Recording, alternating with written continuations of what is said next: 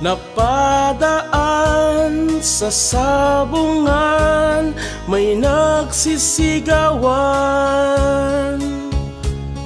Nung aking tingnan, manok na pula, mukhang matapang. Ang pera ni Mrs. na dapat ay ihulog ko sana sa Palawan. Aking pinusta sa manok na pula, mukhang tatama yan, nagsimula ang salpukan. Manok na pula,